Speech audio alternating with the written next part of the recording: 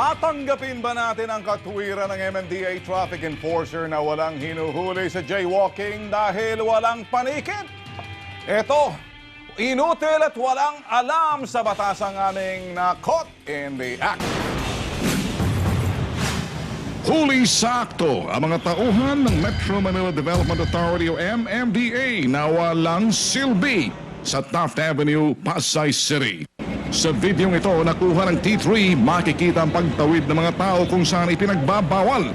Pero ang mga MMDA traffic enforcer, tila deadma lang sa mga nagaganap. Kahit nasa harapan sila ng no jaywalking signage. Kaya naman ang mga taong nagtiyatsagang tumawid sa footbridge, dismayado sa mga tauhan ng MMDA. Kasi mga inutil yung mga yung mga MMDA, pinababayaan nilang tumawid yung mga tao. Nagtitiis kami pumanik sa footbridge. Pinababayaan yung mga taong tumatawid. May namatay na dyan na mag-ina eh. Pikon na rin ang mga motorista dahil apektado sila sa pagsisikip ng trapiko sa Taft Avenue. Di ba kanila mga MDA na yan? Hindi ginagawa yung trabaho nila. Dati naman kasi nahuhuli dyan eh, pero ngayon kasi parang pinagbibigyan na nila. Ang pagharang sana para sa mga pasaway na pedestrian nakatambak lang sa ilalim ng tulay. Kaya nagpasya kaming lapitan ng sinasabing team leader ng mga inutil na MMDA na si Mario Ibanez. Sir, Pero ang mokong, playing hard to get. Puro palusot din ang kanyang naging tugon. hindi sir, kanina pa namin pinagmamasdan doon na hinahayaan lang ng mga bata ni... Pero ang mokong playing hard to get. Puro palusot din ang kanyang naging tugon. Walang hindi nyo malang pinipilitan ng jaywalking yung mga tao. Walang ticket ng jaywalking kasi ngayon. Bakit to? Wala nang issue kasi. Dati merong jaywalking ticket pero wala na yan. Team leader dito. Sana maintindihan nyo naman yun, di ba? Sir, anong ginagawa ng mga tao nyo para maiwasan na yung mga pag... sige sir, salamat. Sa puntong ito, nagpasya na kaming ipakita sa kanyang video na aming nakunan. Dito na siya tuluyan naging suplado.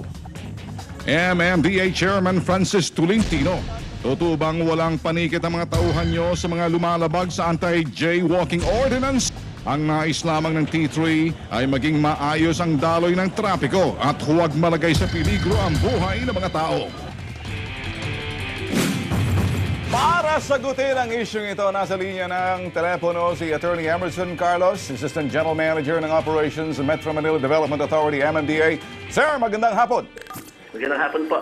Eh, problema ho tayo dyan sa may Taft, ano? Hindi lang ho sa may Taft, sa ibang parte ho, maging sa Pasay, may mga signages ho dyan na sinasabing no jaywalking, pero wala ho magawa yung mga tauhan ho natin. Ano hong problema natin? Wala ho bang panikit? Well, meron pong paniket po talaga mga yan. Pero baka hindi lang ho nila na-implementa. Okay. Kaya dapat po pagsabihan din ho natin mga yan at kailangan pong... kasi ang mga tao po ay hindi kasama po sa batas trapiko. Hindi lang po mga motorista, kundi pati mga tao na rin po. Eh, nakalagay ho kasi sir, dito malinaw na malinaw. Kung nanonood ho sa video, nasabing bawal tumilid, nakakamatay. Pero ito ho'y nakikita naman ang in full view ng mga traffic enforcers natin na walang nagagawa. Eh, sir, dapat ho dito talaga gumawa ho kayo ng hakbang. Kasi kung hindi, hindi lang ho ang T3. Ibang mga programa rin titirahin kayo nito. Tama po kayo. Ipag-ano ho po natin sa ating mga traffic constables na kailangan i-implement din po nila ang jaywalking. Okay. Lalong-lalo na po pag meron pong mga traffic signages na nakasulat dyan. At talagang wala hong zebra lines, traffic. At meron, lalong-lalo na kung meron pong mga footbridges. Sir, ito'y sasabihin ko sa inyo, dati naging agresibo ho si Chairman Francis Tolentino sa mga nagja-jaywalking. Parang kinakailangan ho siguro mag-sample na naman kayo. Opo, sige po. Mag-sample ho kayo, sir, para medyo tuminula naman. Gawin niyo ho, buwan-buwan mag-sample ho kayo. Opo, makakaasa po kayo at talaga pong magiging issue po ako ng memorandum na kailangan pong sampulan itong mga maling pagtawid sa mga daan. Alright. Maraming salamat, sir. Thank you rin po. Tapusin natin ang linggo sa mga problemang inaksyonan ng inyong T3.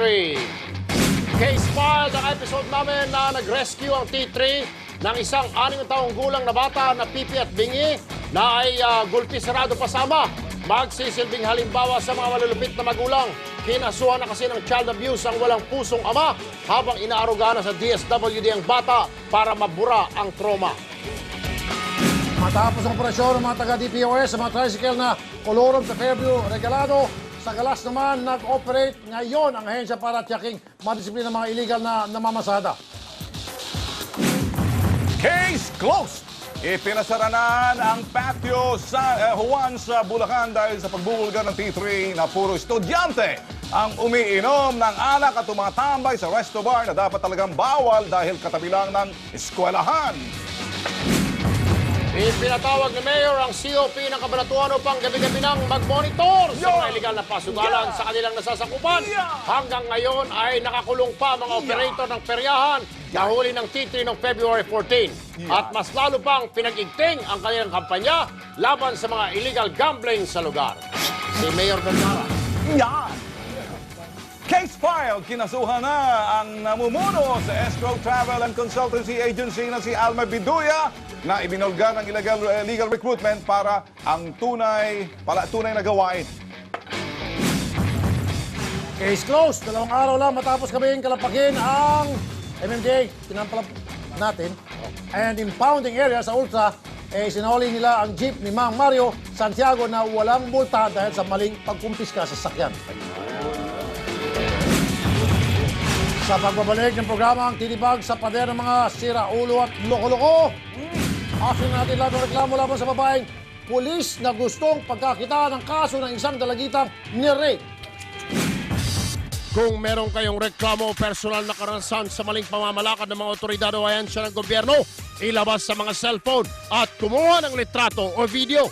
Ipadala sa aming email, t3sagutkita@gmail.com o tumawag sa aming hotline numbers 355-5702 o 0918-983-T333.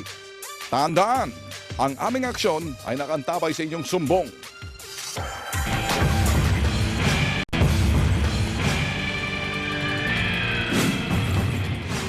Okay, dito po sa ating studio ngayon, si alias Lea. Okay, siya po isang rape victim at ang kanya nga pong reklamo, nung sasampahan po ng kaso, yung nang-rape sa kanya at nakipag-areglo, ginagawa po siyang negosyo nitong isang pulis. Supervisor po man din ng WCPD. Magandang hapon sa'yo, Lea. Ito mga katabi nyo, kamag-anak nyo. Hindi ko kayo mabiktima, sinaya lang po ano. Kayo po ma'am, nanay. Kayo naman po? Kapatid po. Kapatid. Okay. Ilang taong ka, Lea? 15. 15. Opo. Nirape ka ng amo mo. Opo. Tapos nagsampa ka ng kaso sa Women's and Children's Desk. Opo. Paano mo nasabi na ginagawang negosyo yung kaso mo ng mga taga-WCD?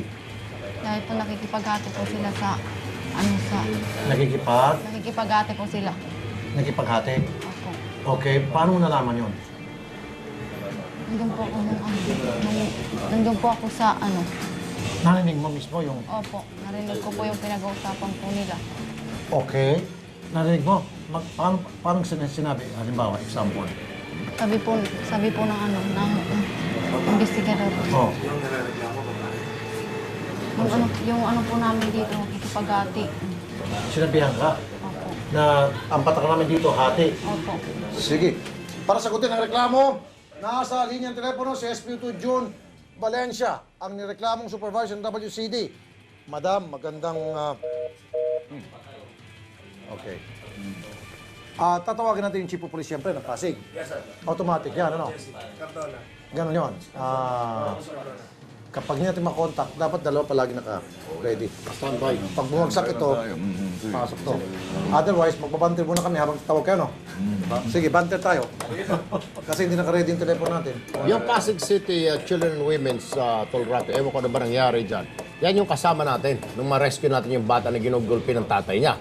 Pero ewan ko kung sino naman itong Valencia na ito. Hindi naman natin, ano? Hindi naman natin. natin. Isa lang iha, yung humihingi siya ng pera. Si June. Dalawa po sila. Ha? Dalawa po. Sino yung isa? Dalawa pa pala. Sino yung isa?